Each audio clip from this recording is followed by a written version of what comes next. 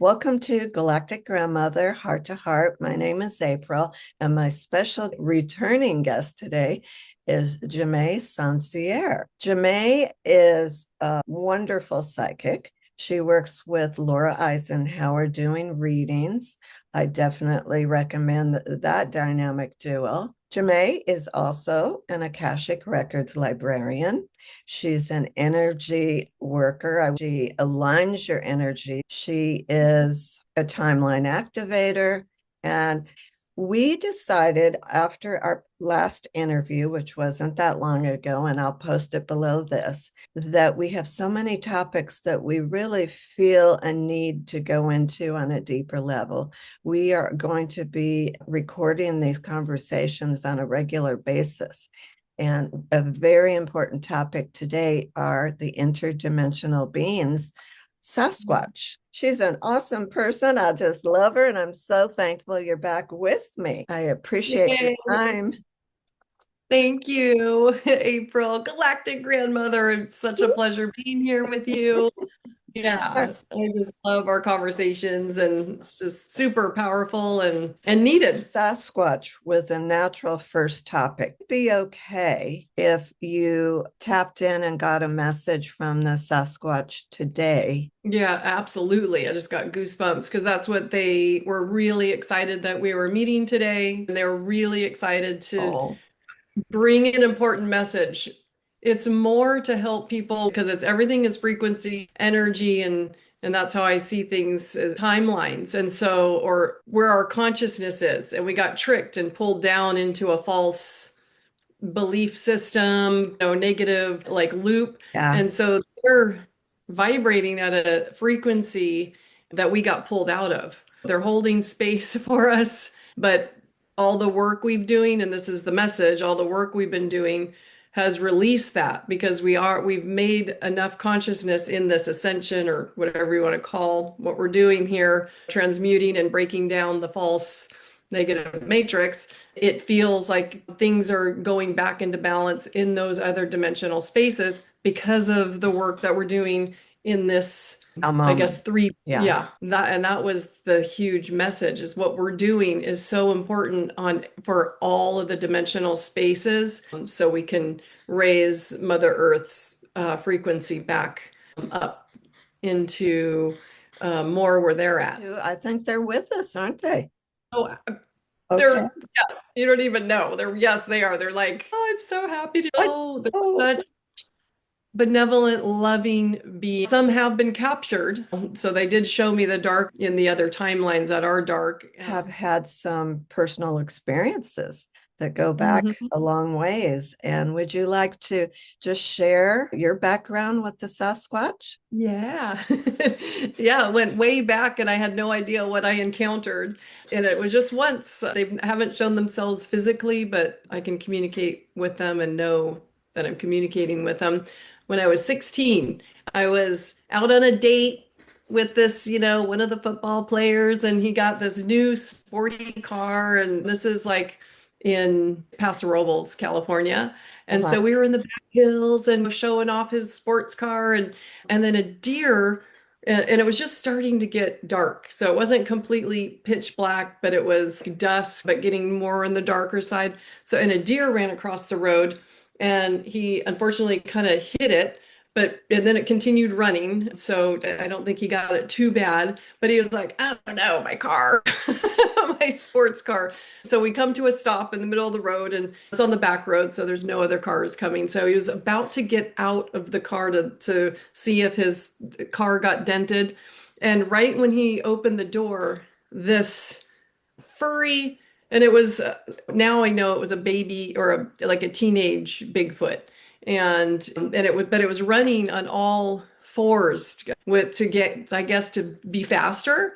And so it was like, but it stopped in the middle of the road and kind of perked up, like kind of went up and then looked at us.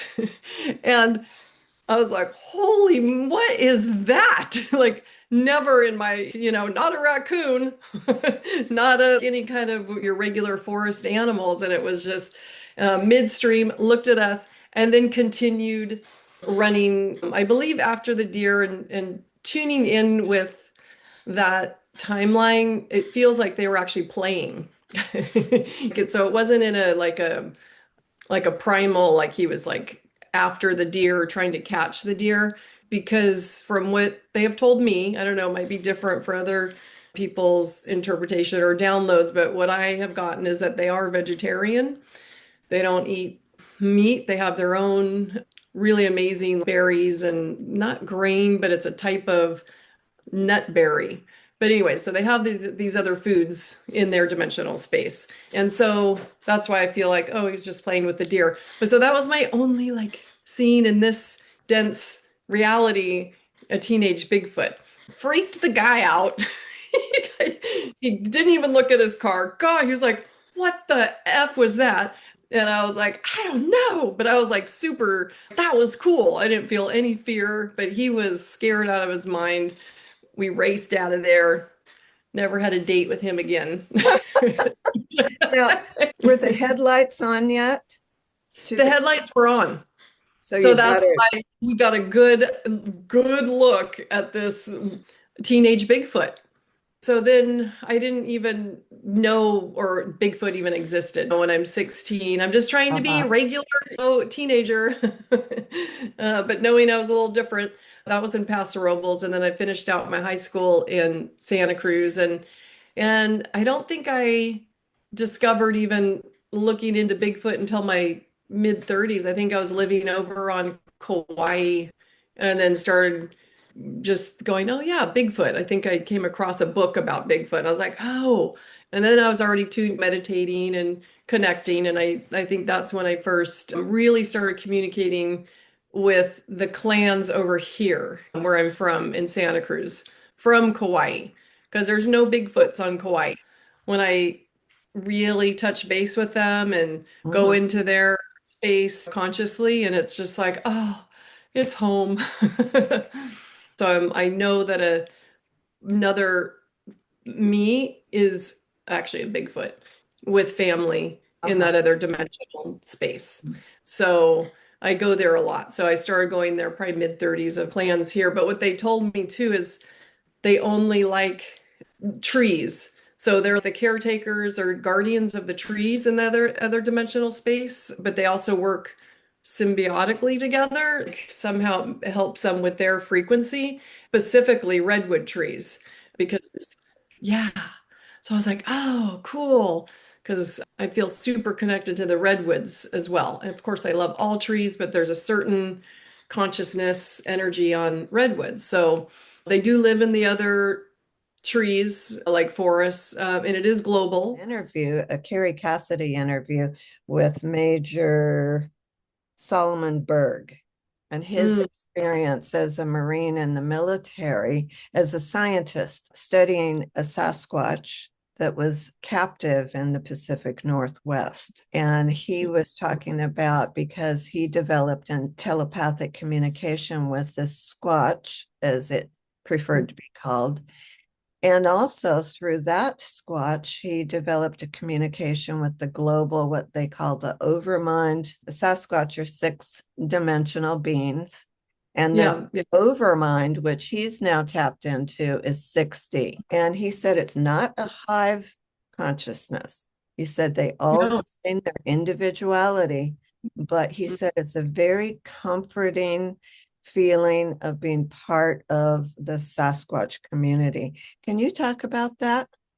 Yeah, so that's I'm like, oh my God, awesome, because that's what my clan had told me a while back. I was on one of my favorite hikes, and so I was like, okay, let's get some downloads. Tell me more about yourselves, and so what I do too in my favorite spot, I go into my third eye and I imagine that which feels real, that I'm around in their living space, really around a fire or the fire pit, and it's like a round council. And so they have told me that they are able to communicate like trees because tree roots, that's why I feel like they're connected to the trees somehow, because a tree from here in California can connect with a tree over in Europe through the root system, through our ley lines. And so they had shown me that they're able to communicate with each other globally as well. And there's different clans.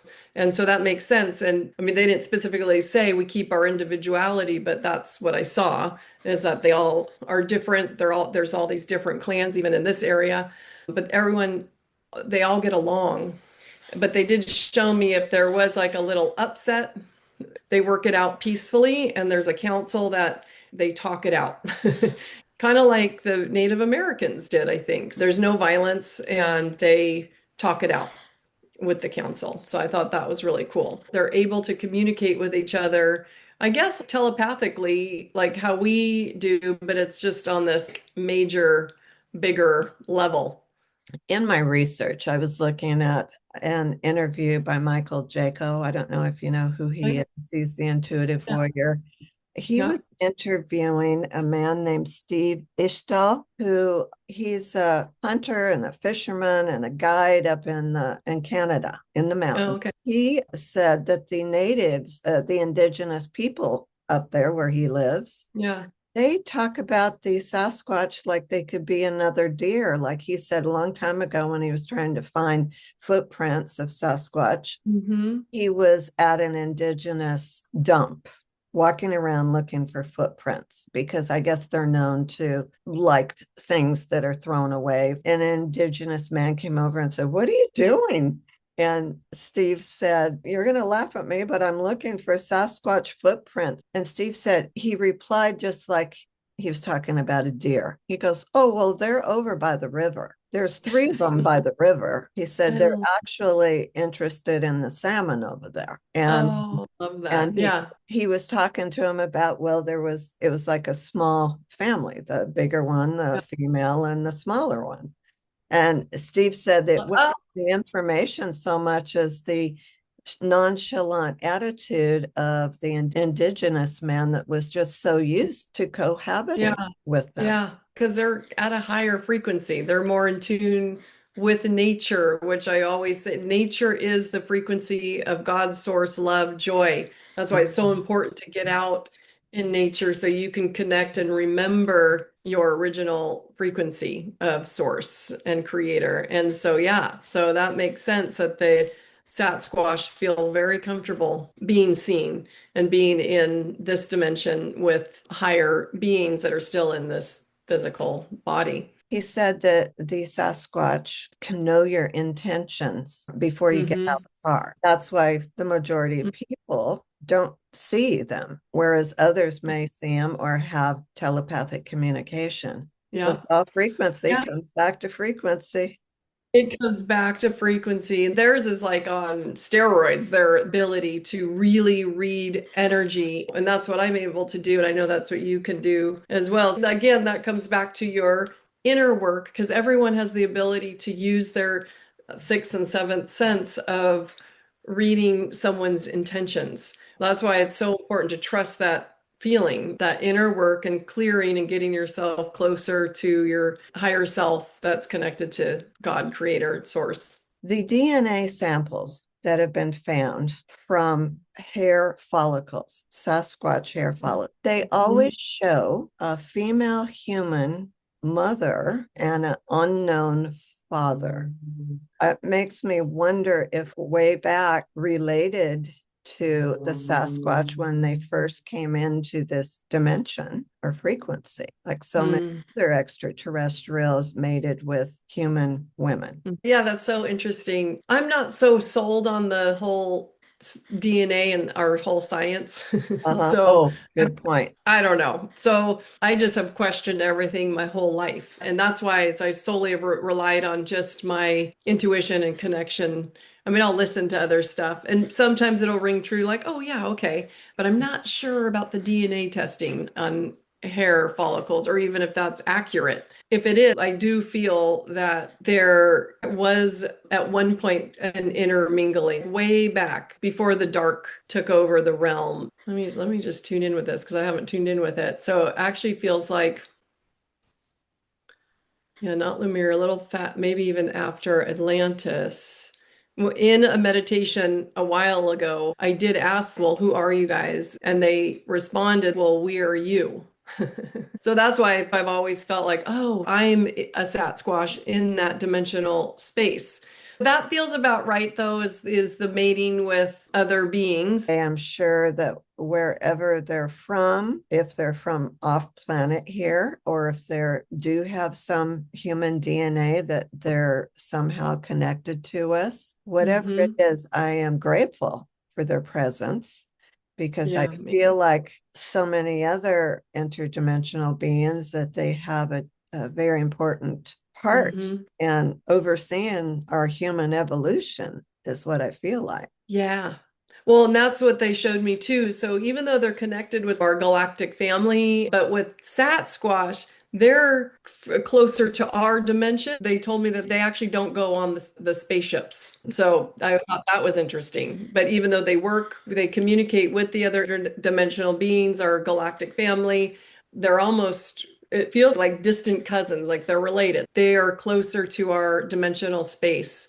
And that's why they can come in and out easily. And I feel like the other beings, our interdimensional family, are in maybe higher dimensional spaces, and it's harder for them to come into our dense dimensional space. Not sure if that's true or others have that information coming through, but definitely they feel, and when they said that we are you, our guardians, and we can actually get some good information from them to be able to navigate and figure things out more in this Mhm. dimensional space. To Yeah. me, the Sasquatch, like you've been describing, being more, perhaps more anchored into the earth frequency, it goes along with the trees because the Yeah. trees definitely are here, very conscious beings. And if Oh. anyone's a watcher, they're a watcher and anchored into this frequency. They showed me that they're like the caretakers of the trees. And so that means they do have to come in and out of our dimensional space. They're like the guardians of the trees, which help us continue our journey, our path, our mission. So it just all works together. And when you're tuning in with that, it just feels so good because that's part of the work. So when we carry that frequency of feeling at home, that's helping raise the frequency in this timeline or help others get to that place. Like Laura talks about the bifurcation. I think Dolores Cannon talked about the bifurcation as well of, and that's the old energy timeline just fading away because it's up to us to change the patterning, the frequency, the belief system, the time loops that were more on the negative. Because so that's why it's up to us. That's why it's important to do that inner work, clearing the traumas, clearing all of that, and understanding your true connection that you are love and God source frequency. And so we can all shift out of that. Now, I feel there's still going to be that timeline, but if enough of us can move away from that, then we won't even see what's happening. And that's how they've showed me too, is like, so I understand that everything is timelines and energy. And it's just not my mission or path to focus on the wars, the looking for the riots. And those are cyclical in that false matrix too. So that's on a different timeline. So where are we going to focus our attention? And Right. I am so grateful for the warriors that are on those front lines transmuting in that timeline. Hats off to them. But I know my job is to understand that we can witness it, but it's not part of our reality. And if we can continue to understand that and focus on ourselves and what you want in your own personal reality, which is joy, fun, and being neutral and just being in your heart space and doing what you love doing, because that's what we really are supposed to be doing in a human experience. That's what my guides have said too. It's not supposed to be like this. It got way out of balance.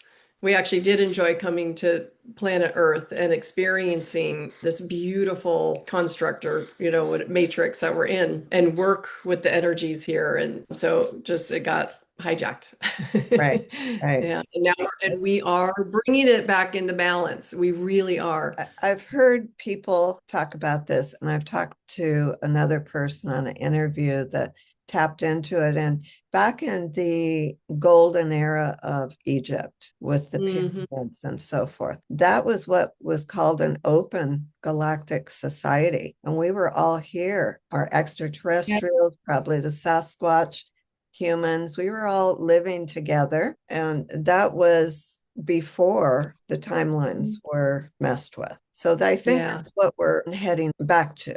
Yeah. I really feel like we are. It's amazing to see so many awake people talking about chemtrails, talking about Sasquatch, talking about energy healing, farming, gardening, everything, going back to what we really need for these human bodies. And it's energy. So when we eat healthy, we're putting good energy into our body. And so they tried everything under the book to poison us and break our energy field down through foods, lies, through the mainstream, through chemtrails, through just poisoning our food, everything.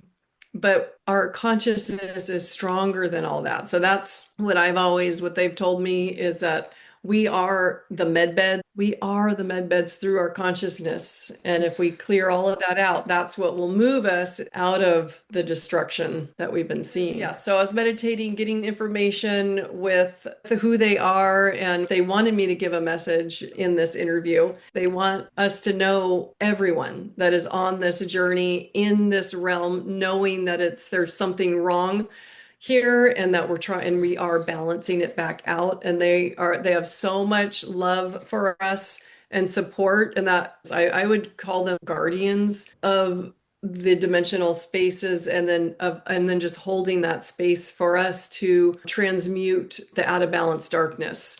They want us to know that we are doing it and they can feel it. I know that they're all benevolent. I don't see any mean, dark Sasquatches. Since we are doing the work in this realm, and this is what he's saying, it is releasing the other timelines to the higher, and it's happening actually. So as we're doing it in here, even though we're not seeing it on a huge scale, they are seeing it in the other dimensional spaces, and our galactic family or mind do concur with that. So they're all just really so loving us through this really freaking hard, crazy time we're having to go through. And then, yeah, so they're just so in gratitude and that we are making a difference because it has shifted in the other dimensional spaces. Everyone has their own truth on their own timeline. So I don't consider anybody wrong with what information is coming through for them and or right, wrong or right. I'll resonate a lot of times with, I'm like, oh yeah, I resonate with what's coming through for them, or maybe what comes through for someone else. I'm like, I don't know about that, but it's just not meant for me. It's meant for someone else. So we all have our part. Not enough consciousness was there to make that shift of like I say squashing it out or vanquishing that darkness. Squashing. Squatching. Yes. Squatching it out. Yeah. Totally kidding. And like I said before, they have a great sense of humor. They're totally laughing. I love it. Oh, that's so cute. I did have a story that I forgot to say, Oh, good. with Go ahead. Sasquatch. Just on I had the physical experience with seeing the teenage Sasquatch when I was out on a hike, probably last year. I mean, I connect with them every time I go out, but one of them, I was like, okay, you guys just let me know you're here. I know I'm communicating with you. And I think they know me. Same with my galactic family. If they actually showed themselves, I'd probably freak out. So I'd freak out. Wait, no, so they know that we can just communicate with each other telepathically. But I was like, just let me know, give me a sign. And I was way up in the woods. There's no houses, there's no other people. I mean, I was like way up on this mountain that I like to go up onto. And right when I asked, like maybe a couple seconds after, I was like, okay, give me a sign.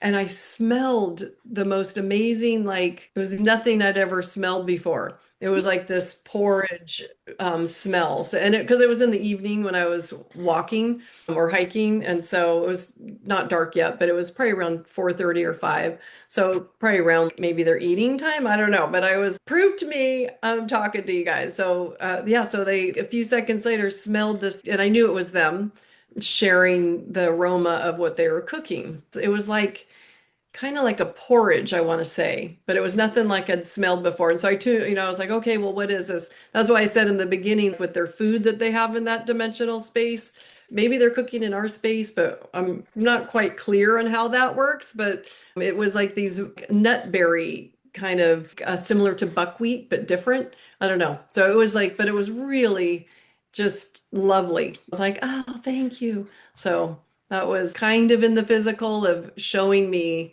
and then it just went away. I haven't smelled that ever before in that hiking area. Only when I asked them to prove to me I was talking to them.